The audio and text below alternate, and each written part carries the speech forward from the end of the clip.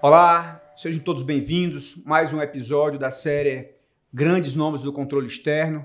E, para nossa alegria, o conselheiro do TCE de Pernambuco, atual presidente do TCE de Pernambuco, conselheiro Valdeci Pascoal. Obrigado, conselheiro Pascoal, querido amigo de longa data já, por estar aqui participando desse podcast, dessa série Grandes Nomes do Controle Externo. Edilberto, eu que agradeço a você pelo convite, é uma honra estar aqui falando com você, um amigo de longa data.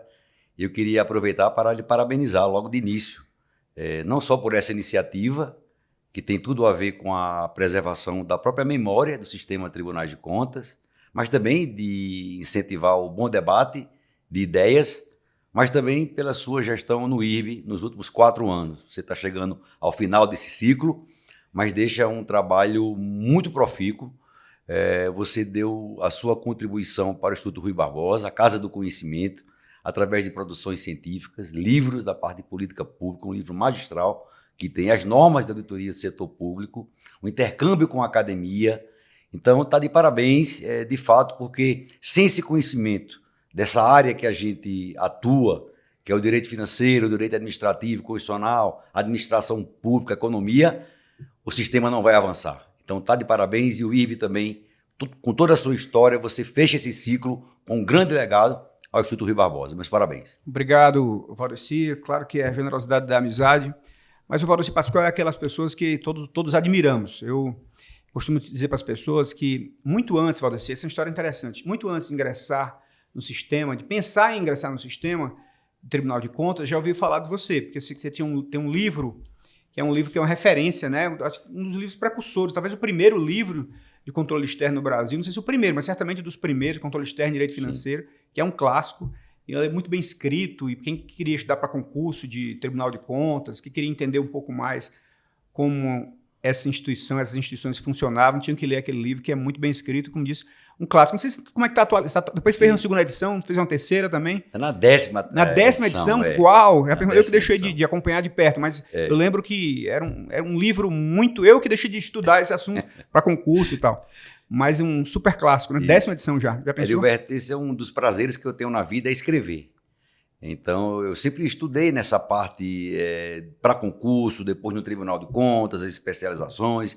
Eu fiz 3 cursos de graduação. Fiz economia, como você. O primeiro curso meu foi economia, na Federal da Paraíba. Fiz administração juntos, achei que poderia conciliar, mas o curso que eu fiz ali, dedicado com profundidade, foi economia na Federal. Quando cheguei no Tribunal de Contas, já em 91, quando eu passei no concurso e fui trabalhar em Recife, aí eu necessitei do direito. Aí fui estudar vestibular novamente, entrei em 94 na Faculdade de Direito do Recife, na Casa de Tobias Barreto. Mas bom, quando eu estava no tribunal, surgiu uma oportunidade, um convite para ensinar direito financeiro, tanto na universidade como para concurso público. Eu disse, não, eu só vou quando eu tiver um material de qualidade. E comecei a preparar uma espécie de apostila para os meus alunos, e eu pedi uns 3 meses e já tinha uma bagagem, já vinha estudando. Consegui fechar uma apostila. Quando entreguei no primeiro dia, um aluno veio e disse, olha, professor, eu conheço essa matéria, eu não tinha visto assim nada tão, de alguma forma, com detalhe, com clareza, de um tema tão árido, eu acho que dá um livro. Arrisco mandar para uma editora. E arrisquei mandar para Ímpetus naquela ocasião, era hoje até o juiz federal Williams Douglas. Que era especializado em concurso, né? Em concurso, e em uma semana ele respondeu, está aprovadíssimo, o livro está completo, dá um livro mesmo. E aí esse livro foi lançado, foi em 2002, edição, muita mudança legislativa, você acompanhou bem essa parte de finanças públicas, que é um especialista, né, nessa área, e houve muitas alterações na questão de finanças, leis complementares, emendas à Constituição Federal, e aí foi ensejando novas edições, até que há uns 4 anos eu lancei a 10ª edição. Só que de lá para cá eu entrei numa empreitada, a presidência do TCE não deu mais para atualizar, já cabe uma atualização, e assim que eu terminar a presidência, em 2026, eu vou parar um tempo ali, uns 3 meses, para fazer uma atualização. Eu prefiro estar à frente da atualização. Então é um livro que me dá muito prazer, você lembrou bem, um dos maiores prazeres que eu tenho é chegar, tanto em Recife como Brasil afora, alguém que trabalha no tribunal dizer, olha, Valdeci, esse seu livro me ajudou de alguma forma a ingressar no sistema de tribunais de contas. Então é um dos prazeres que eu tenho, os orgulhos. Parabéns. E queria que você falasse um pouco mais em detalhes, Valdeci, dessa sua trajetória como o começo. Porque você é de uma cidadezinha do Rio Grande do Norte chamada Luiz Gomes, né? Exatamente. Uma cidade de 10 mil... Principado de Luiz Gomes, é uma Pois serra. 10 mil habitantes, vizinho a Paraíba, né? Bem pertinho do Ceará também. Exatamente, é na fronteira ali de Souza, Uiraúna, na Paraíba, Icó, Pereiro, Jaguaribe, no Ceará, tudo pertinho ali. E aí acabou, se formou, fez faculdade ainda em João Pessoa, não é isso? Campina Grande e João Pessoa? Não, a minha trajetória é assim, Heriberto. Eu nasci nessa cidade e morei até 10 anos. Certo. Meu pai era um farmacêutico, aquele farmacêutico de antigamente, que era basicamente o médico da cidade, seu Valdeci. E minha mãe, dona Cidinha, era professora pública, tanto na Paraíba, em Uiraúna, como em Luiz Gomes, no Rio Grande do Norte. Ficava ali transitando nas duas cidades. Eu tinha 10 anos e eu era o último filho da família de 6. Meu pai se aposentou, vendeu a farmácia, mamãe se aposentou de um dos vínculos do Rio Grande do Norte e transferiu o vínculo de professora para João Pessoa. João Pessoa. João Pessoa era um pouco o centro onde meus tios já estudavam. Meu avô tinha uma casa para meus tios estudarem. Mais do que Natal. Mais do que Natal. Certo. A família de minha mãe puxou mais para Paraíba. Então, aos 10 anos, eu vim morar em João Pessoa e aí fiz toda a parte do 2º grau, fiz economia e administração, coincidava a minha esposa. E aí fiz os 2 cursos e quando eu estava ali, final de 89, 90, pintou aquele desejo de ser aprovado no concurso, de querer um emprego, já vinha noivo, namorando há muito tempo. Eu disse, vou já para concurso. E decidi investir em concurso, fazia mestrado em economia. Não concluí o mestrado em economia, deu um vacilo aí, mas estava com os créditos já pagos, mas aquela crise do emprego, eu disse, não, eu vou estudar para concurso. E aí comecei a estudar e comecei a passar e terminei em Recife. Então, em 91 eu ingressei no cargo de auditor de controle, era auditor de contas na época. Em 93 já teve o concurso para auditor substituto conselheiro. Já vim para ser auditor substituto conselheiro. Antes passei na Fazenda Estadual, passei 6 meses na Fazenda, mas voltei para o Tribunal de Contas. E em 2005, na vaga do auditor, fui escolhido pelo governador Jarbas para o conselho. Hoje, 20 anos de conselheiro, já sou o decano da casa. Mas quanto tempo você ficou na ponta, sendo auditor de pouco poucas? tempo. É uma história parecida com o ministro Benjamin Zila, né? Porque esse ele aspecto contou aqui, tem eu comum, vi, pois é. exatamente. Tem uma história muito parecida. E eu cheguei como auditor de contas em 91, em 92, aí fiz 2 auditorias, me lembro dessa experiência, e depois fui para a Fazenda, passei mais 6 meses, fiz também algumas auditorias que eram na parte da Fazenda da despesa, do controle interno da Fazenda Estadual de Pernambuco. E em 93 vim para auditor substituto conselheiro, e aí não, aí já fui ser julgador. Aí ficou 2 anos como substituto, só 2 anos? Não, aí foram mais anos, 93 a 2005. Ah, sim, 12 anos. Tá certo, tá certo. 12 anos como substituto. Né? E aí depois conselheiro e aí seguiu a carreira. E chegou, assim, seu modelo, ele inspira muitos jovens e tudo mais, né? Porque começou como auditor, na ponta, conselheiro, presidente do tribunal pela 2ª vez, né? Sim. 2ª vez presidente do tribunal. E, Valdo, você fala um pouco sobre isso. A tua presidência agora que está se encerrando, compara com a presidência anterior. O que é que mudou em você e o que é que mudou no sistema, no Tribunal de Contas de Pernambuco, nesse 10 anos é um bom período, né, para fazer uma avaliação. Bom ciclo. Muito bem. Veja, eu estou já com 34 anos, né, de tribunais de contas, né? 91 até 2025, então é uma vida toda dedicada ao controle externo, né, ao TCE de Pernambuco, depois à Tricom. Eu me lembro que quando eu fui presidente pela primeira vez, Edilberto, a gente estava naquele contexto da Lava Jato. Né, os tribunais de contas, o Ministério Público foram super fortalecidos pela Constituição Federal de 88. Logo depois houve uma inflexão legislativa importante, na parte, sobretudo, do direito penal, do processo penal, e surgiu aquele contexto da Lava Jato. Então, eu fui presidente do TCE naquela quadra e que acumulei até com a presidência da própria Tricom, um período, os primeiros 2 anos, que foi um desafio enorme, mas acabou dando certo. Então, eu vivi aquela tensão daquele momento. E naquele momento, até aquele momento, os tribunais de contas tinham muito uma visão de controle de conformidade, de legalidade estrita, de mais formalidade, como é da nossa tradição latina, né, dos tribunais de contas no Brasil. Então era muito o tribunal do combate à corrupção, que era a tema, que era o espírito do tempo daquele momento. E haviam todas as tensões, né, no Brasil, aquela insegurança, aquela instabilidade. Então o desafio maior daquele tempo foi um pouco esse contexto. Aí eu comparando com agora, também um contexto desafiador, coincidentemente. Por quê? Porque as coisas não acalmaram tanto, mudaram de patamar, né? De alguma forma, o desafio mudou, mas continuou sendo um grande desafio. Porque agora você tem um fenômeno da crise da democracia, da erosão da democracia, quer dizer, esse ciclo novo no mundo todo, com reflexo no Brasil, em que a democracia não é mais confrontada através da luta armada, de golpes militares, mas sim via desconstrução das instituições. Tem toda uma literatura mostrando isso, né? E no Brasil nós começamos a enfrentar esse ciclo, né? De desconstrução e nesse contexto de redes sociais ou de redes antissociais, em que o algoritmo da desinformação prevalece, cria narrativas. Todas as instituições do Brasil têm problemas, né? E podem ser aprimoradas, mas a narrativa para desconstruir era baseada em grande parte em fake news, levando o cidadão a gerar uma desconfiança maior do que aquela que é natural dos regimes democráticos. Então, esse contexto agora, gerando uma tensão internacional que repercute no Brasil e repercute no nível estadual, junto com essa atmosfera de polarização, num certo mal-estar, né? Num certo mal-estar. Até eu vi que a palavra do ano da Oxford, eu li hoje nos jornais, na tradução para o português, é isca de raiva. Aquelas iscas que são feitas através de algoritmos que você joga para gerar ódio e raiva e tensão na sociedade contra instituições, contra pessoas. Então, esse mundo que é um verdadeiro corredor estreito, tanto para gestores, que o desafio enorme é um país desigual como o Brasil, política pública que tem que ser políticas inclusivas, você fazer isso num país que tem uma tradição mais conservadora, não é fácil, que tem uma crise de liquidez financeira, econômica, histórica também, e fazer isso num momento de tensionamento social enorme. E para o controle também é muito ruim, porque você enfrenta muitas vezes, os tribunais de contas enfrentamos muitas vezes um paradoxo.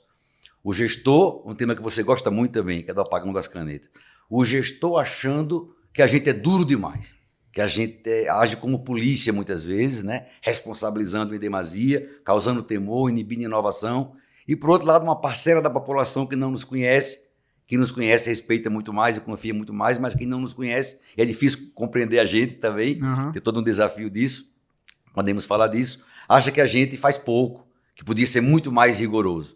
Então a gente tem que ter essa maturidade para enxergar esse tempo, né? Fazer o que é certo, mas fazer também com comedimento, né? Sem ultrapassar as balizas da moldura constitucional, de nossas competências. Esse é um desafio enorme de hoje, com tudo que tem de tecnologia, essa nova onda do consensualismo, né? Mas você considera você está terminando sua gestão agora, Sim.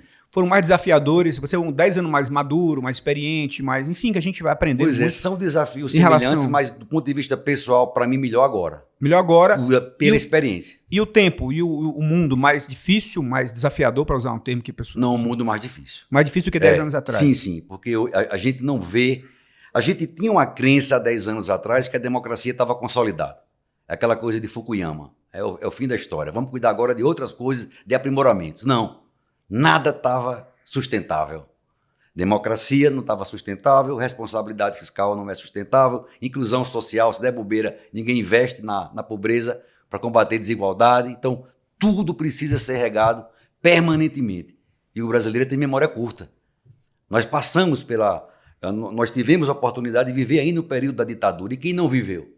Né? Não sabe essa memória, que já nasceu nesse pós-redemocratização, não tem Aquilo é dado para ele, né? É um dado.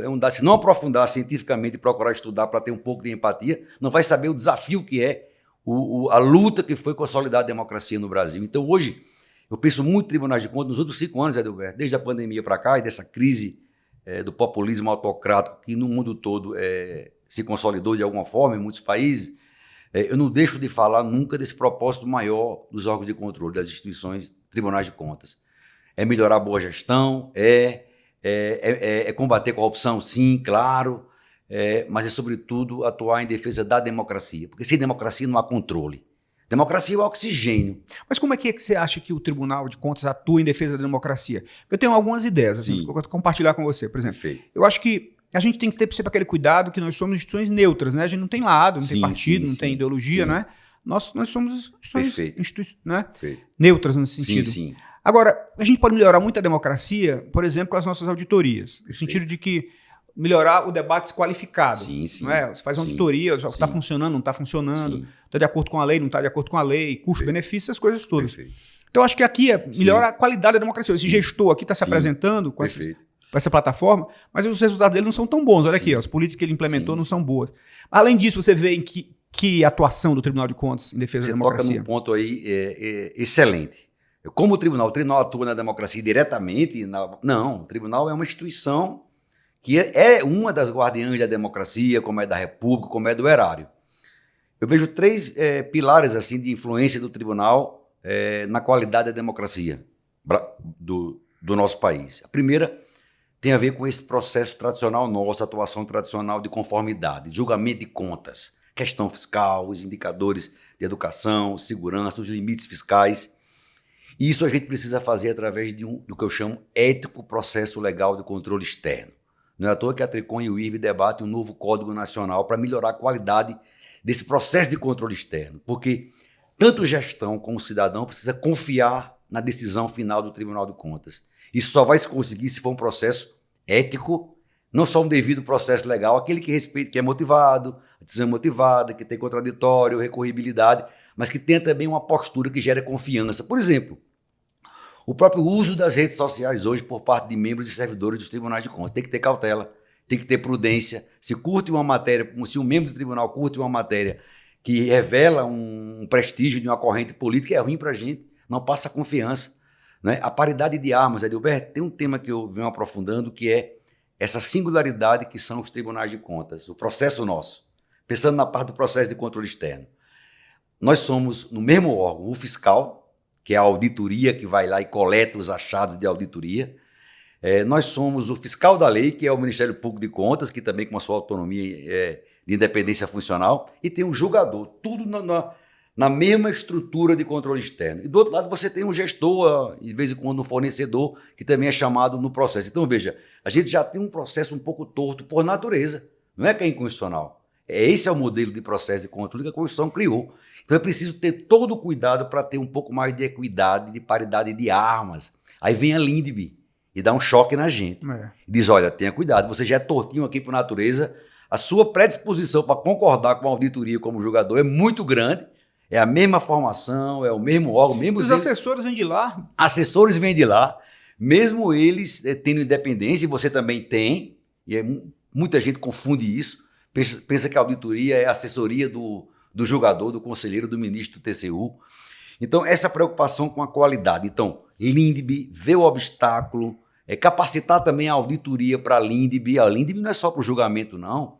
O relatório de auditoria que é feito naquela fase inicial do processo de controle também o auditor pode ter conhecimento da realidade e levar em conta isso. Claro que o julgamento está mais propício a isso. Por quê? Porque você vai ter os dados que vêm da gestão diretamente para o jogador final. Então, o processo de controle sendo confiável, mesmo que o gestor discorde da decisão, recorra, mas se ele confia, a qualidade das instituições melhora e com a instituição mais forte, a democracia melhora. Segundo, política pública. Isso que você vem estudando tanto e incrementando tanto através do IRB e da sua própria atuação, que é essa janela que o Constituinte de 88 criou para os tribunais de contas. Que oportunidade! O Constituinte de 88, imagina assim, Adilberto, ele chegou e disse, olha, Tribunais de Contas, vocês têm uma boa história na conformidade, mas vocês estão muito apegados ao formalismo, à legalidade, na nossa tradição. Ok, vamos continuar fazendo isso, que é também importante. Agora, olhe para o impacto. O orçamento, Rui Barbosa, que é o nosso patrono maior, aquela mensagem, eu fui rever, Adilberto, essa mensagem É genial aquilo, né? É genial aquilo. Como é atual, cada vez que eu leio, eu percebo uma coisa que está sendo debatida hoje. Então era a crise do orçamento, veja a coincidência como agora. Era a crise do orçamento. O cara gastava sem autorização, né? Sem autorização, o tribunal foi criado para dar um choque de moralidade, para verificar, né, se estava sendo... Na própria lei orçamentária, que ele dizia, é uma das leis mais importantes depois da Constituição. Então, o Constituinte viu e disse, olha, vocês vão cuidar também de uma coisa que os ingleses e os americanos já fazem muito bem, os de tradição anglo-saxã, que é eficiência. Não basta ser legal, é preciso ser eficiente. E ser eficiente é verificar o impacto na vida das pessoas. Segurança, educação, no caso do Brasil, né? As nossas mazelas sociais, transporte, meio ambiente, cuidem disso. Então, essa janela de oportunidade que surgiu, e os tribunais vêm nesse movimento, né, no começo com auditorias operacionais. Porque não é automático, não é, Valdeci? É um processo. É um processo. A gente não tinha essa tradição. Mudar a cabeça, mudar a formação. É como um pouco do consensualismo também hoje. Vamos ter que mudar essa chave e é demorado, é um processo. Então, quando você passa, quando o cidadão passa, Adilberto, a ver que o Tribunal de Contas pode melhorar a qualidade de vida dele através da fiscalização, de orientação aos gestores, com relação dialógica com os gestores, porque na avaliação de política pública, nessa verificação que o tribunal faz da política pública, ele não é uma relação sancionadora de responsabilizações, é muito mais de natureza dialógica. Então, isso tem causado uma efetividade enorme em indicadores sociais, e isso vai ajudar a democracia, porque o cidadão vai sentir que o Estado está cumprindo o seu papel, que as instituições estão, de alguma forma, estimulando o Estado, como o Tribunal de Contas, a cumprir o seu papel, e a vida dele está melhorando. Confiança, ponto para a democracia. E o terceiro é a comunicação, o desafio que a gente tem de nos explicarmos para a sociedade. Nós somos um órgão difícil de entender. Somos um poder? O tribunal é um poder? Tem tudo de um poder, mas não é chamado de poder. O que é, então? Órgão de permeio, né? Está ali entre o legislativo e o executivo e o judiciário, tal qual o Ministério Público também não é um poder. A sua decisão pode ser suscetível de reforma do Poder Judiciário? Pode ou não? E qual o limite disso? Então a gente precisa explicar melhor e mostrar que esse nosso trabalho, que envolve o processo de controle, reação dialógica, indução da transparência, atuação preventiva, uma das mais efetivas, alertas e cautelares. Como foi bacana isso, a gente poder evitar. Pernambuco hoje, Alberto, um dado da minha gestão agora, desses últimos 2 anos, que a gente vai divulgar agora, são 2,2 bi de economia em folha de pagamento e em licitações, atuando preventivamente. Já pensou? É o controle concomitante, né? Concomitante. E aproveitar isso, até que vai ser hoje com o ministro Bruno dando sobre esse assunto. A atuação concomitante é essencial, preventiva é essencial, mas a gente sabe que gera tensão com o mundo político. Sim. Porque, às vezes, não é porque o político está querendo fazer nada errado, não. Às vezes é, mas às vezes não é. É a às pressa vezes, da política. É a pressa, porque o cara assumiu hoje, ele vira ampulheta, não é Sim. isso? Mandatos são curtos, 4 Exatamente. anos e tudo mais. Então, às vezes, você para uma licitação, Exato. o gestor fica desesperado, não vou entregar o hospital na minha gestão, não vou entregar a escola, por saúde. Exatamente. Então, como é que tem sido a tua experiência e como é que vocês lidam com ela, nesse campo aí? Esse é um dos temas mais importantes e que eu mais reflito. Na verdade, eu já escrevi sobre isso e eu tratei de 3 conceitos. É o tempo da política, o tempo da gestão e o tempo do controle. É preciso uma harmonia nesses tempos. O político, o governante, sobretudo o máximo, precisa ter essa compreensão de que, olha, as suas políticas públicas passam por mecanismos de controle. Os internos, então vai para a sua procuradoria, vai para a sua auditoria interna. A linha de defesa aí, né? Exato, as linhas de defesa. Vai para o Tribunal de Contas, eventualmente, vai para o Ministério Público normal. Às vezes tem até outra instância federativa que vai também influenciar. Então, quando você planejar a maturação, sair do papel, leve em conta que tem os atos de gestão propriamente e tem o controle. Então é preciso ter isso. Aí o político normalmente não tem, muitos não têm, porque está com esse espaço de mandato, quer tirar do papel logo e acha que o controle é um atrapalho. Vem com essa visão um pouco preconceituosa, acaba deturpando. Por outro lado, em algumas situações, os gestores exigem que o tribunal também seja mais ágil. Isso é importante também. Aí vem a reflexão para nós. A primeira coisa que eu digo, essa atuação preventiva ela tem que ser feita através de biópsias. Não é aquela metáfora de autópsia e biópsia, tem que ser biópsia na gestão ali, pontual e, se possível, por videolaparoscopia, para interferir o mínimo. O princípio geral... Mínimo e rapidamente. E rapidamente. Resolvida, ágil. E saber se vale a pena, ou seja, cautela nas cautelares. Né? Às vezes um alerta permite a continuidade e não deixa o controle omisso. Pode ser mais adequado em termos de proporcionalidade, chamando a LINDB de novo aí. Então, isso suscita uma reflexão, não só para a gestão, olha, tem o tempo do controle e é preciso respeitar no seu planejamento. E o controle, olha, você não pode travar demasiadamente a gestão. Né? Então, só suste uma licitação, só se meta de alguma forma em contrato, se for realmente coisas graves, como se chama, aquela fumaça queimando do bom direito, o perigo imora, um risco de dano, né, quase irreversível, e provoque também o debate. Quer dizer, essa nova onda do consenso que está hoje se lançando, de alguma forma, muitos tribunais já exerciam isso na prática, que é chamar as reuniões técnicas, chama a equipe de auditoria, chama a equipe das secretarias de governo, faz uma conversa, faz uma ponderação. Isso a gente vai sistematizar através da resolução de consenso. Mas, de alguma forma, isso é importante e resolve muita coisa. A efetividade disso é tão grande, Edilberto, que, às vezes, a simples notificação de um relatório de auditoria, mostrando que tem uma cláusula restritiva no edital ou um indicador de sobrepreço, já corrigem, já traz um benefício econômico-financeiro e evita do gestor ser punido.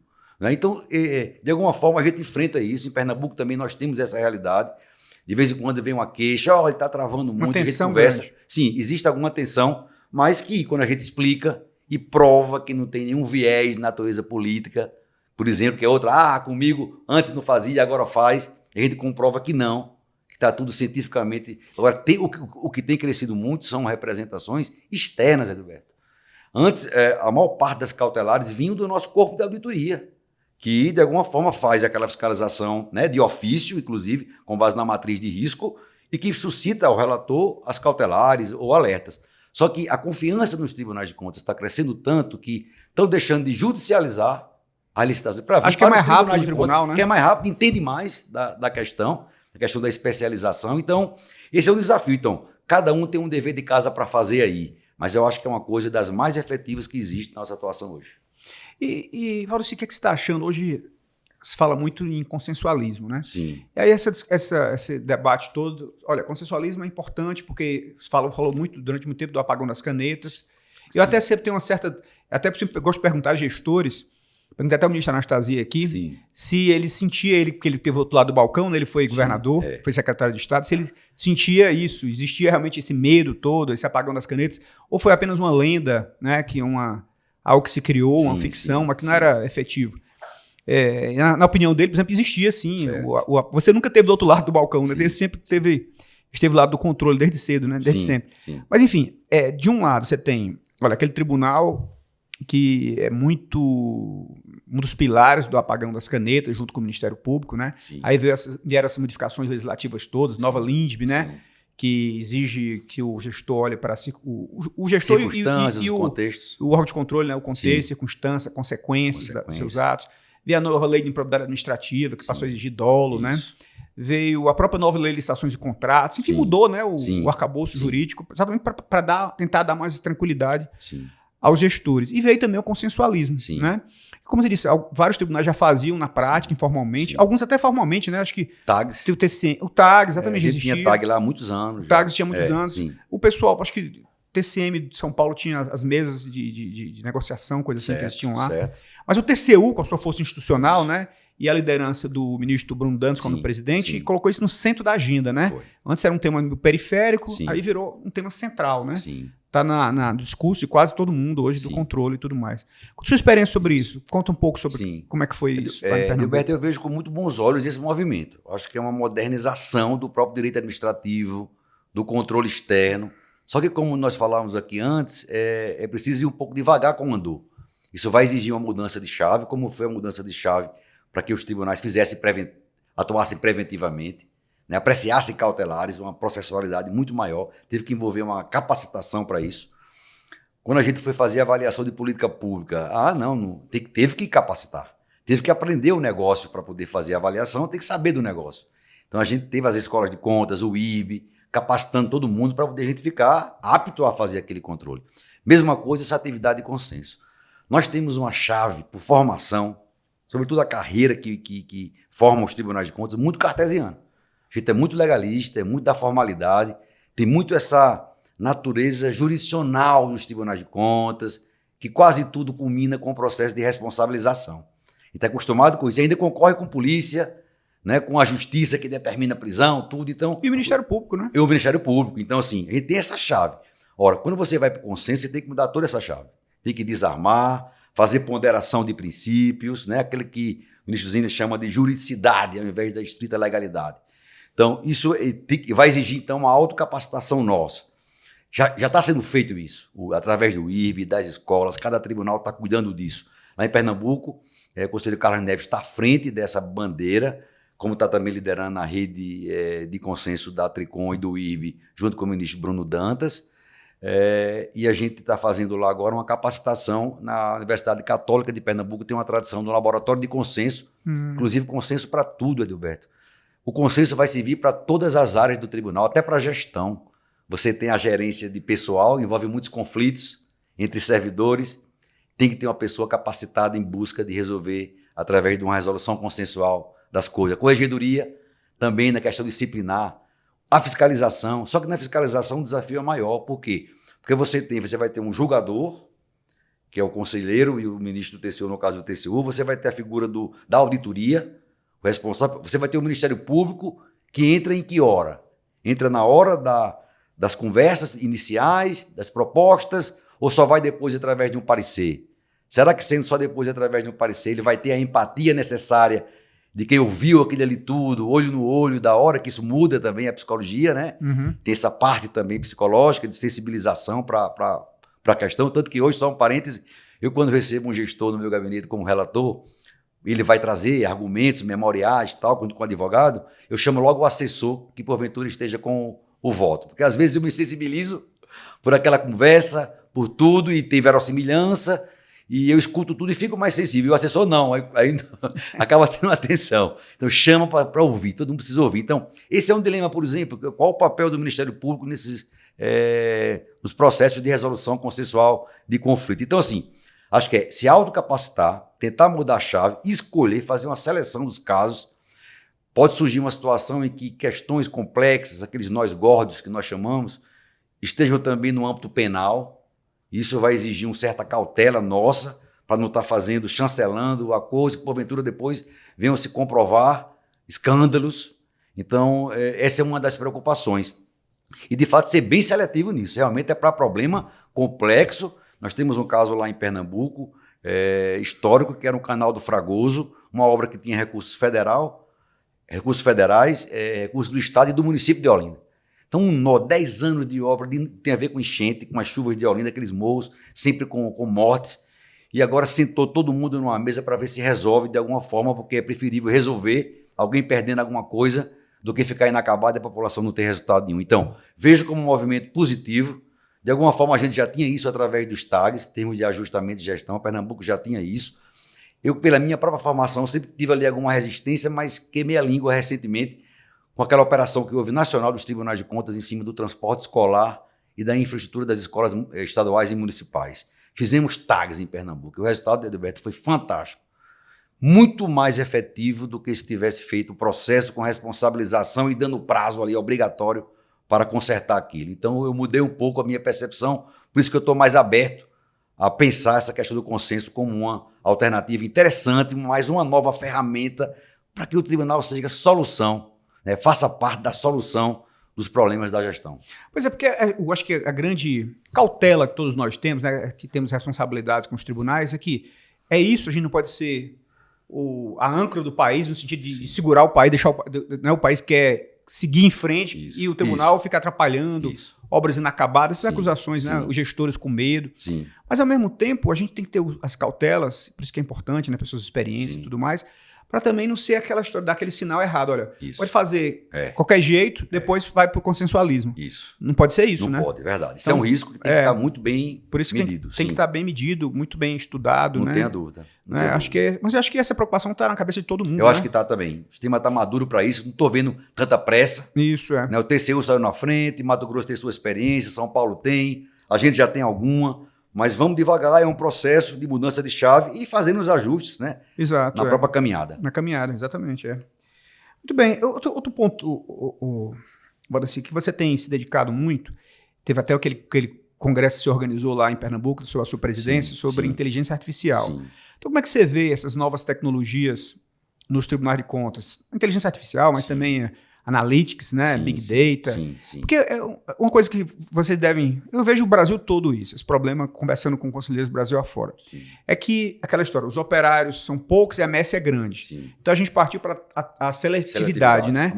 Amostragem e tudo mais. Mas a gente sabe que é uma solução não ideal, né? Não ótima. É a solução possível, dado o quadro que a gente tem, então vamos ser pelo menos científicos, né? Porque o que acontecia antes era que você tinha uma seletividade perversa, que era a tal da prescrição. Quando a prescrição veio com tudo... Aí o que acontecia? Aqueles processos mais complexos, mais difíceis, aí a própria começava na instrução, as pessoas deixavam meio que de lado, isso aqui é muito complexo, chegava no gabinete a mesma coisa, no Ministério Público, enfim, é da natureza humana, né? Então acabavam esses processos sendo selecionados pela prescrição, o que eu estou chamando de seleção perversa. Então quando você faz ex ante, é muito melhor, porque você selecionou materialidade, risco, potencialidade, tudo isso. Mas a gente sabe também que não é o ideal. E a esperança que a gente tem é que com a inteligência artificial a gente consiga voltar para a população, para tudo, né? 100% das... Como é que você vê isso? Edilberto, eu acho que esse mundo que está aí é um mundo realmente revolucionário. a inteligência artificial. Claro que a gente tem que ir um pouco com cuidado, né? É uma coisa nova, ainda solta, mas a gente lá, por exemplo, no TCE de Pernambuco, a gente tem um núcleo de TI muito capacitado, já desde os anos 90. Profissionais concursados, analistas de sistemas, muito capacitados, até uma preside, Carol, ela preside o comitê de tecnologia, coordena do próprio IRB, Carol Moraes, e então a gente está avançado nisso, bem avançado, já temos uma tradição nessa parte do parque tecnológico, temos a Aurora, né, que é uma das iniciativas da gestão agora, é o Aurora, que esse chat, com base em inteligência artificial generativa, tem ajudado a gente na área de julgamento, por exemplo, fora em todas as áreas, de fiscalização, de auditoria, até na comunicação, tem ajudado a qualificar os textos, no movimento de linguagem simples que a gente adotou, seguindo a orientação do IRB e da Tricom. Mas ela tem feito resumos de auditorias, de processos, assim, com a fidelidade e com a base de dados segura. Esse é um dos riscos, né, da inteligência artificial, é você abrir para o mundo. E a questão dos dados, o sigilo, né, dos dados, então, mas tem causado um impacto enorme. Hoje a gente acabou de lançar agora uma nova fase que é de fazer até minuta de votos. Então, aquele processo padrão que vai exigir sempre uma revisão do julgador, da assessoria, do auditor, essa revisão vai continuar sempre. A gente tem que ter esse cuidado, o olhar humano não pode sair, mas vai facilitar muito, quer dizer, é parecido hoje quando você eu tenho problema de vista, então minha vida toda foi indo para oftalmologista, né? E antigamente você chegava no oftalmologista e você ia, o médico fazia desde o colírio, ele mesmo pingava, ele ia fazendo aqueles exames tudinho e terminava ele fazendo aquele grau, esse ou esse, aquele, né, da visão. Hoje em dia você chega, bota o olho na maquininha. O meu olho não diz o grau certo, não, o meu olho é complicado. Não preciso do médico no final. Mas muitos olhos normais, padrão, já dá o grau, ele vai só checar. Já dá o range também, já dá a faixa, faixa, dá tudo, a faixa e tal, então você já vai lá, só faz confirmar, ok, rapidinho. Né? E no meu caso não, eu preciso dele, ele vai fazer o exame de fundo de olho, ele vai pesquisar. Então, a gente vai poder fazer as coisas mais triviais com muito mais velocidade, vai sobrar tempo para aprofundar as questões mais complexas, né? Sempre com o olhar humano. Mas eu vejo essa questão, tendo essa preocupação com segurança, compartilhando experiência, né? O IRB tem um papel importante aí de concatenar isso, aglutinar. Até tem aquela ideia, porque também é uma coisa cara, né? A parte de tecnologia toda é uma coisa que o nosso orçamento é limitado e sempre são valores vultosos, né? Aquela ideia está sempre presente, a gente conseguisse fazer compras governamentais conjuntas para ganhar escala, seria uma questão a ser resolvida. Mas, bom, voltando, eu particularmente uso muito na minha vida pessoal, eu gosto de escrever, por exemplo, né? E hoje em dia a pesquisa ficou muito... Antigamente era o Google, você pesquisava, você ia... Hoje você consegue uma base com segurança de fonte, mostrando as fontes, pesquisas assim... impressionantes, de qualidade, de acesso à informação. Então, a gente está numa verdadeira fase, eu acho, revolucionária. Só que, como é ainda embrionária, precisamos ter as cautelas devidas. Mas no TCE de Pernambuco, você pode dizer que você já está no nível de abandonar a seletividade? Ainda não, né? Não, acho que não. Acho que isso vai chegar ainda, que é você dizer... Esse contrato aqui que eu me deparei, eu analisei 3 contratos de 100 que tinha nesse mesmo modelo. Então, mas não tem o fôlego para analisar os 100. Pois é. Então, com a IA, você vai poder analisar os 100. Ainda não chegou lá ainda, né? Ainda não chegou ainda, mas está a caminho. Está a caminho. A gente está no processo acelerado. Como eu disse, a gente tem um belo time lá na parte de TI e eu sou muito esperançoso com isso. O que a gente vai ter que se preocupar no futuro é com o impacto disso no cenário institucional de médio prazo, que é a própria política de pessoal, dos concursos, como vai ser isso, até que ponto vai incrementar de alguma forma ou desacelerar devido a esse impacto e a influência da IA. Porque questão fiscal também, de orçamento. Isso é interessante, falando sobre isso, porque o TCE de Pernambuco é um tribunal de contas estadual assim, modelo, porque é um tribunal que começou a se modernizar antes dos outros. Né? Tanto é que quando for no limite da LRF, vocês ficaram com um bom limite, exatamente, porque vocês já tinham se modernizado. Né? Exatamente. Já tinham o Ministério Público, já tinha conselheiro substituto, já tinha auditores no quadro. E os outros demoraram mais, né? Foi bem depois. Verdade. O Alagoas fez concurso público agora, né? Sim. E o TCE do Ceará mesmo demorou a fazer, e vários tribunais demoraram a fazer. Historicamente, nós tivemos essa sorte. Eu tive a sorte também de cair lá no TCE de Pernambuco em 91. Já era concurso ali, né? Já 91. era o concurso, então fez o concurso para auditor substituto, fez para o Ministério Público, sempre fez concursos cíclicos para auditoria. E com regularidade, né? Você mesmo fez um concurso na sua gestão agora, não foi? Fez outro concurso? Fiz outro concurso agora. A cada 3 anos, em média, está tendo concurso. A cada 3 anos tem um concurso. A cada 3 anos. Então, assim, só que isso agora, diante da questão fiscal, previdenciária e mais do impacto da tecnologia, vamos pensar isso, como vai ser para poucas vagas, talvez diminuir, porque a oxigenação também cíclica é muito importante. Pois é, isso, eu acho não perder fundamental. Memória. Lá o TCE do Ceará faz 10 anos que não faz o concurso. Eu já estou alertado meus colegas lá. Gente, olha, aí as pessoas argumentam isso, mas aí a LRF, eu digo, mas tem um valor em si próprio, que é a oxigenação, né? Sem dúvida. Você ter sempre vai ser necessário, não tenha dúvida. Pois é. Agora, isso vai ter um impacto que precisa planejar direitinho. E Valdeci, me fala um pouco, assim, que eu queria que você aprofundasse um pouco, você como um grande estudioso dessa área, do impacto dessas novas leis, por exemplo, a LINDB, nos julgamentos, na atuação do TCE de Pernambuco. Como é que você vê isso? Edilberto, eu acho que a LINDB, de fato, foi uma novidade muito importante. Aquela coisa, já existia esse dever da gente motivar as decisões, analisar eventuais consequências dela, já existia esse dever, pelo próprio princípio do devido processo legal, de ser proporcional, de analisar as circunstâncias do gestor, né? Quer dizer, já havia esse dever nosso de um mesmo fato numa pequena prefeitura de um município pequeno do Nordeste e no estado, com a estrutura de uma procuradoria, de um controle interno, se é valorado com pesos diferentes, existia. Só que não faltava estar expressado no papel aquilo. Então, foi esse movimento que deu um choque de consciência. Lembrem disso, na hora de julgar, né? Lembre que tem esses obstáculos, tem as circunstâncias, que cada caso concreto é um caso concreto. Essa LINDB é tão importante, ela é citada tanto nos acordos nossos para motivar ponderações, adequações de sanção, de multas. A gente lançou lá um projeto nessa última gestão agora, Edilberto, muito interessante, chamado Fala Gestor. O programa é assim: Fala Gestor, sua realidade conta. E o que é isso? É como se fosse uma LINDB na veia. O tribunal já ouve o gestor quando ele pede audiência, quando ele apresenta a defesa escrita, já ouve o gestor de alguma forma, pelo próprio processo. Quando ele pede uma audiência, às vezes ele leva um secretário, vai lá, mas não é uma prática. Foi o que nós fizemos. Não, a gente quer saber, para a gente julgar melhor, para o auditor auditar melhor e eu julgar melhor meus processos, eu quero saber o obstáculo, o nó górdio daquela gestão. Fizemos o quê? O TCE de Pernambuco é dividido em inspetorias regionais. Temos 4 inspetorias ao longo do estado, que reúne cada uma 35 municípios. O conselho se desloca para aquela regional, para a nossa sede. Os conselheiros também vão? Conselheiros, o Ministério Público, Procurador-Geral, todos os gerentes da auditoria, da parte de gestão fiscal, previdenciária, educação, saúde, segurança, todo mundo vai. E o foco maior até é para a auditoria. De alguma forma, o conselho, muitos vieram da gestão, como a Anastasia, por exemplo, já tem essa experiência, já entende mais a realidade, mas o auditor que fez concurso, que se formou, está fazendo auditoria no gabinete, não tem essa experiência, esse choque de olho no olho com as realidades. Então a gente desloca para lá, eu chego lá, faço um preâmbulo, faço uma abertura, sentamos numa mesa, Roberto, começa a nossa aqui. E no primeiro dia que eu fui, minha cadeira estava na cabeceira, presidente do tribunal disse: tira isso, é lado a lado, aqui não é tribunal fiscalizando, aqui a gente está para ouvir. E eu explico. Esse programa Fala Gestor, ele é um resgate da etimologia da palavra auditar. Auditar vem de auditare, do latim, que significa ouvir. Os auditores de antigamente, para poder analisar e dar um parecer, tinham que ouvir muito. Então a gente precisa ouvir. Então essa é a lógica. E aí, Edilberto, tem sido muito rico.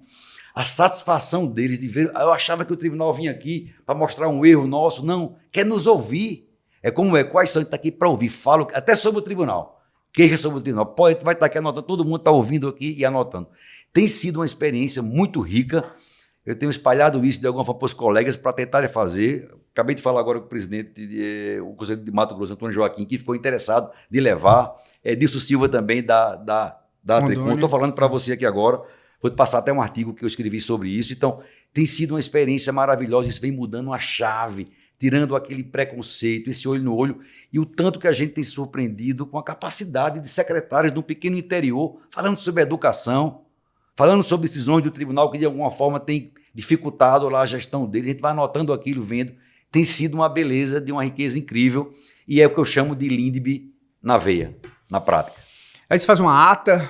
Faz uma ata, aquilo é gravado relatório. E as equipes que estavam lá passam depois, degravam e passam depois para todos os demais servidores da auditoria para criar um pouco essa cultura. Pô, inovador isso, hein? De ouvir. Então, muito interessante. Foi uma das iniciativas que está em destaque no nosso relatório. Você devia ter escrito no Prêmio Inovacho. Uma experiência muito inovadora. Porque o TCE Pernambuco ganhou uma menção honrosa no Prêmio Inovacho. Foi, no TI Verde, pois da tecnologia, tá vendo? Exatamente. De tecnologia.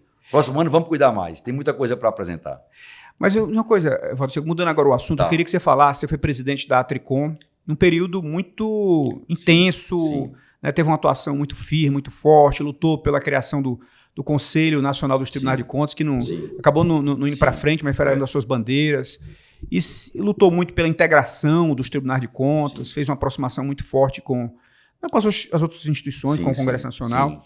E também foi, para nossa alegria, no Instituto Rui Barbosa, também vice-presidente do IRB, né? Sim. Em um período também. Sim. Então, eu queria que você falasse um pouco dessa tua experiência nacional, tanto no Instituto Rui Barbosa, quanto como líder, como presidente da Atricom, da nossa entidade. Foi um momento dos quais eu mais me orgulho, Adilberto. Eu comecei ali no tribunal, devagarzinho, gostava de escrever, ia para os congressos, e fomos conhecendo as pessoas. Até que um belo dia, eu estava nos 8 anos da LRF, eu gostava de escrever sobre a LRF, até escrevi um artigo. Um dos primeiros artigos meus foi Graciliano Ramos e a LRF. Vocês acabaram de lançar um livro lá. Eu até lembrei isso, que a primeira vez que eu ouvi falar foi por você. Exato, exatamente. Então, eu estava nesse seminário em Goiânia e assim que decidi... Nós fizemos em Fortaleza, até lhe convidei também. Você lembra? Em Fortaleza, na Escola da Magistratura, lá em Fortaleza. Foi mesmo. Estava até o Sherman do TCU sim. E você esteve lá também. Verdade, me lembro. E aí o fato é que eu estava ingressando, de alguma forma participando de alguns eventos, como palestrante, e aí Walter Albano me viu fazendo uma palestra, ele era de Mato Grosso, Antônio Joaquim estava ali com a expectativa de querer ser presidente da Atricom, e começamos a trocar figurinhas, ele me chamou, você não quer participar? Não sei, é difícil isso, de ser mais político, não, é tranquilo, venha tal. Então, a partir daí houve uma janela, depois eu conheci as pessoas do sistema, Antônio Joaquim, que foi presidente e me convidou para ser vice. Eu já tinha sido vice do IRB, do Conselho Severiano, com muito orgulho também. Foi uma experiência boa. Salomão Ribas era da Atricom e eu era vice-presidente do IRB. Depois, Antônio Joaquim foi ser candidato da Atricom e me chamou para vice. E aí, naturalmente, a gente começou com aquelas ideias. Eu me lembro que teve uma situação em que a LAI tinha sido lançada e a gente queria uma nota de recomendação para os tribunais de contas sobre transparência. Não só a autotransparência, como a transparência dos jurisdicionados. Eu disse, Antônio, vamos pegar uma ideia do CNJ e do CNMP, vamos fazer resoluções com número, com considerandos, com artigo 1º e 2º. No final, a gente não bota cúmplice, porque a gente não tem essa força. Mas vai gerar uma persuasão. Vai gerar uma orientação no formato mais de norma. Bom, e ele aceitou aquilo e foi a primeira resolução da Atricom ainda em 2012 e 2013. E aí, naturalmente, houve esse movimento. Eu fui convidado pela própria diretoria da Atricom para ser o candidato em 2013 para o mandato de 14 e 15. Foi uma eleição em Vitória. Você estava nos tribunais já? Eu estava lá, estava. Pronto, eleição em Vitória. Houve uma concorrência com Júlio Pinheiro, meu querido amigo Júlio Pinheiro, uma concorrência saudável, até talvez necessária para aquela ocasião. E ficou muito bacana depois, houve a união. O Elvésio foi eleito pelo IRB, que foi também um momento muito bacana. Foi meu parceiro de caminhada nesses 4 anos, o Elvésio no IRB e eu na Atricom, parecido com você agora, com o Edilson, com o Icomiola e com o Fábio. Então, a partir daí, o sistema, de alguma forma, eu passei a viver mais isso intensamente, e aí me dediquei de corpo e alma, acumulei a Atricom junto com a presidência do TCE, os primeiros 2 anos, e aí teve um salto qualitativo também do marco de medição de desempenho. Você tinha um programa Qualidade e Agilidade, que era um questionário de 100 perguntas sobre tribunais de contas, muito bem feito pela equipe de Antônio Joaquim, que eu participava também, claro, como vice-presidente, mas coincide aí, Adalberto, o surgimento pela Intosai do SAI-PMF. Aqueles 400 indicadores na área de auditoria financeira, operacional, de desempenho, de processo. E aí a gente disse, olha, é o que tem de mais moderno. Vamos unir isso, já na minha gestão, vamos unir isso ao programa Qualidade e Agilidade e vamos dar um novo arcabouço em matéria de avaliação do desempenho dos tribunais. E aí ficaram 500 critérios de indicadores para você avaliar os tribunais de contas nas mais variadas dimensões. Não é? Então, esse foi um salto, quer dizer, é uma ferramenta, uma bússola, um marco de medição, é uma ferramenta que permite aos tribunais de contas diminuir assimetrias e diminuir aquele ato que existe entre o que a Constituição quer dos tribunais de contas e o que nós somos. Nós somos isso, a Constituição quer isso. O marco de medição ele permite, claro, não é só ele, mas permite que você vá diminuindo essa utopia que é ser um órgão, sermos órgãos de excelência. Então, esse talvez seja a coisa mais marcante da gestão, fora um aprimoramento também na interlocução com o Supremo Tribunal Federal. Eu me lembro que o ministro Barroso, uma vez no Congresso em Rondônia, e eu tinha feito vários despachos com ele, e disse, olha, começa a vislumbrar a participação da Tricom mais efetiva. Elogiou a participação da defesa de ADIs, etc., né? E também no parlamento, assessoria parlamentar. Você que trabalhou também na Câmara Federal como consultor, como técnico, mas viveu aquele clima, como é importante estar ligado, né? Depois disso, a Tricom deu saltos aí, através com o Fábio, né, com o Miola. Eu vi que o ministro Salomão, você viu que o ministro Salomão falou lá? Fez uma reverência agora no Congresso. Era como o CNJ para ele, né? Exatamente. E é um pouco isso, né? Só que é tudo na persuasão. É o soft power, né? É o soft power. É o poder que não impõe nada, mas... E gerou, Alberto, uma competição saudável. Dentro do meu tribunal. Todo mundo está lá com o marco de medição, dizendo assim, eu quero pontuar melhor, como é que vamos fazer para pontuar melhor? E entre os tribunais também. Aquele ali está pontuando, eu vou querer também. Quero ficar para trás. Quero ficar para trás. Quero estar bem no filme, no retrato e no filme. É interessante isso tudo. Você não sei se lembra, tem uma palestra clássica que ele repetia várias vezes, que era maravilhosa, do ministro Carlos Aires Brito, que ele elogiava muito o sistema constitucional em relação aos tribunais de contas. Ele elogiava, falava dos poderes e tudo mais. Mas aí ele conclui da seguinte forma: o desiderato constitucional é este. Se os tribunais de contas estão à altura, aí é outra questão, né? É verdade. Né? Quer dizer, hoje... Honrem esse legado que a Constituição lhe deu. Mas hoje eu acho que pouca gente fala isso, né? Sim. Veja, a evolução foi muito substancial. Aí você toca num ponto fundamental que tem a ver exatamente com esse momento que a gente vive hoje, com a PEC da essencialidade. A PEC da essencialidade é mais do que uma blindagem do nosso sistema de tribunais de contas, foi muito importante. Ela é um reconhecimento. E ela veio em sintonia com a pesquisa que nós estamos fazendo nos tribunais locais, e a Tricom fez agora uma pesquisa nacional que mostra ninguém quer fim de tribunais de contas, como a gente viveu talvez no início da década de 90. Aliás, meu primeiro artigo em defesa dos tribunais de contas, Adalberto, foi respondendo a uma editorial, claro que não foi na Folha, uma editorial da Folha de São Paulo, que defendia o fim do TCM de São Paulo. Era no governo de Luiz Erundina, havia tido um problema lá com o TCM, e a Folha, no editorial, Tribunais de Contas, fim, que era em defesa da extinção do TCM de São Paulo. E eu escrevi um artigo, não, olha, você pode melhorar, você pode aprimorar. E naquele tempo coincidiu com o lobby poderoso das auditorias privadas, querendo substituir tribunais de contas. O FMI também tinha uma posição mais privatista desse modelo de controle, que foi emplacado pela Argentina, Colômbia, ou depois voltaram, porque não deu certo, nem dá certo pela natureza da nossa tradição de modelagem de controle externo. Mas o fato é que, depois disso, os tribunais engrenaram uma marcha de aprimoramentos. Com a LRF foi o primeiro grande salto. Promoex, né? Promoex, o sistema começou a se ver, a se enxergar, gerar essa competição saudável. Depois da Tricom e o IB, encabeçando tudo isso, ajudado pelas demais entidades do sistema. Isso fez com que os tribunais superassem aquela dúvida. Existe ou não? É para trocar? Não tem dúvida. Existe. Agora, pode melhorar? Pode. Como toda instituição do Brasil republicana, do Supremo Tribunal Federal ao órgão municipal mais simples, todos podemos melhorar. Esse é o desafio de cada liderança, de cada servidor, né, de honrar o salário que recebe. E é interessante, Valdeci, quando tem muita gente que acha que a PEC da essencialidade ela só é essencial para os TCMs.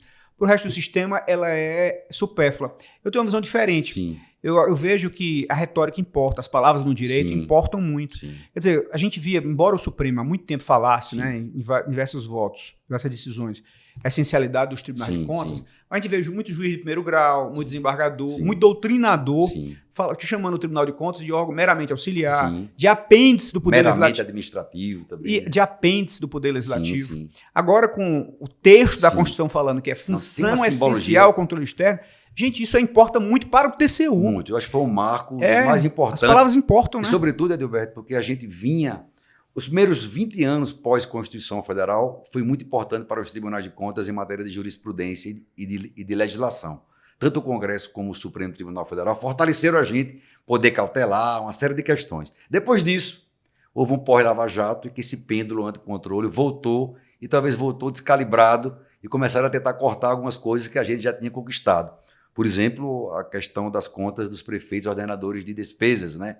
Naquela inflexão, um dos momentos mais tristes meu na liderança da Tricom, acho que vale lembrar isso aqui, foi o dia no Supremo Tribunal Federal, estava junto do conselheiro Miola, Bem Querer, eu acho que é a Luciene da NTC, a gente estava junto acho que nessa sessão, com a esperança de o Supremo validar aquilo que já tinha decidido quando julgou a ADC da ficha limpa há 3, 4 anos. Foi 6-5, né? 6-5, que a gente não poderia, na conta de gestão, se fosse prefeito, era da Câmara Municipal, que era uma verdadeira contradição com a leitura mais lúcida do texto constitucional. Ali foi um dos dias mais tristes. A partir dali começou um movimento de resgate e convencer o Supremo, e sem nenhuma alteração legislativa, agora recentemente, através do trabalho de vocês, da Tricom, de Edilson, se conseguiu, de Luiz Guaraná, se conseguiu revolver o Supremo sem nenhuma mudança legislativa, disse, olha, é diferente mesmo. Se for conta de gestão, ordenador, ele pode ser responsabilizado e julgado pelo Tribunal de Contas. Então, no movimento já pró-controle. É isso aí. A PEC da essencialidade também é um movimento pró-controle, importante, é uma síntese.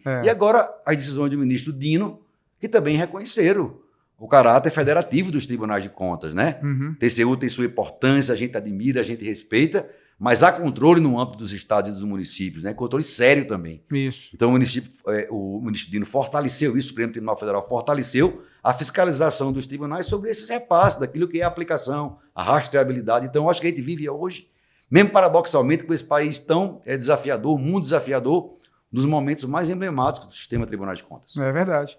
Agora, a gente poderia falar aqui muito tempo, você tem um horário do voo, estou preocupado Sim. aqui. Então, só essas duas perguntas finais. Na verdade, eu queria que você desse assim, uma mensagem para o jovem que quer um dia trabalhar no Tribunal de Contas, que sonha com isso. Como é que você desse essa mensagem para ele, para esse jovem, para esse rapaz ou essa moça que está lá fazendo faculdade e gostaria de trabalhar no Tribunal de Contas? Isso, Adalberto. Eu acho assim, que eu tenho o maior orgulho de fazer parte do sistema Tribunal de Contas. Quando eu ingressei, uma pequena história, quando eu eu morava em João Pessoa, e saiu o resultado do concurso TCE de Pernambuco no Diário de Pernambuco, Jornal Diário de Pernambuco. E aí eu me dirigi à banca em frente ao Hotel Tambaú, onde vendia esse jornal de Recife, do Sul. Fui lá e comprei na calçadinha sozinho, sentei e vi meu nome lá. Cheguei em casa, mamãe, eu ganhei na loteria. Essa foi E não era pela questão financeira só, não. Né? Era por tudo, pela simbologia, pela estabilidade, pela segurança. Sou alguém agora, né? Sou alguém.